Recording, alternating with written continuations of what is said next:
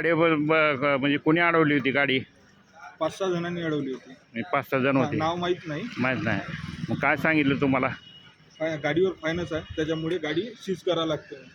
त्यांनी म्हणले. हां. मग त्यांनी आयडेंटिटी कार्ड वगैरे दाखवलं नाही, का? आयडेंटिटी कार्ड नाही दाखवलं. काहीच दाखवलं काहीच नाही. नाही दाखवलं. गाडी मग पैसे किती घेतले तुमच्याकडून परत? 15,000 म्हटले होते, हां. 6,000 हातात दिलते. त्याच्यानंतर त्यांनी निघून गेले.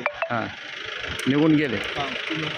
तुम्ही आल्यामुळे त्यांनी निघून गेले. मी नाही तर त्यांना 15,000 ची त्यांची मागणी बरोबर. होती. मी त्यांना आयडेंटिटी कार्ड विचारलं. गाडी असं म्हणजे देवदर्शनाला आल्यावर त्याने अडवू शकत नाही असं विचारेपर्यंत तर ते पळून गेले सगळेजण. हां, सगळे हां. पळून गेले. तुमच्याकडून किती 6,000 रुपये घेतले 6,000 रुपये का? घेतले. पावती वगैरे दिली का त्याने? पावती नाही मग दिली. काहीच दिलं नाही. काहीच नाही. मग तुम्ही त्या बँकेला वगैरे फोन लावला होता का नाही? बँकेला फोन लावलं होतं. हां.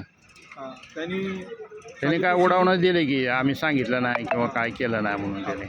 ते आम्हाला माणसं माहीत नाही असं ते म्हणत होते ते हां. फोनवर. चालेल. गाडी कुठली? गाडी यवतमाळ जिल्हा हां. घरी जाणार. तुमचं काय नाव आहे? माझं नाव करण पेंडो. बरं. गाडी म्हणजे देवदर्शनाला आलते का तुम्ही? गाडीमध्ये किती माणसं आहेत?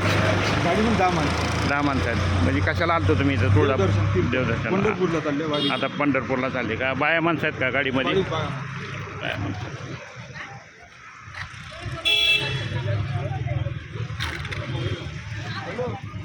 किती वेळ म्हणजे किती वेळ थांबेलो तुम्हाला त्याने नाही, हप्ता सगळ्याला? नाही आणते. हां? 2 तास. 2 तास 3 सांगितलं. हप्ते नाही. मग त्यांच्याबरोबर किती जण होते? 7-8 7-8 जण होते का? गुंड प्रवृत्तीचे लोक होते का? एक हप्ता बरोबर. शिल्लक होता आणि 3 हप्ते शिल्लक. ठीक आहे. ठीक. पुढे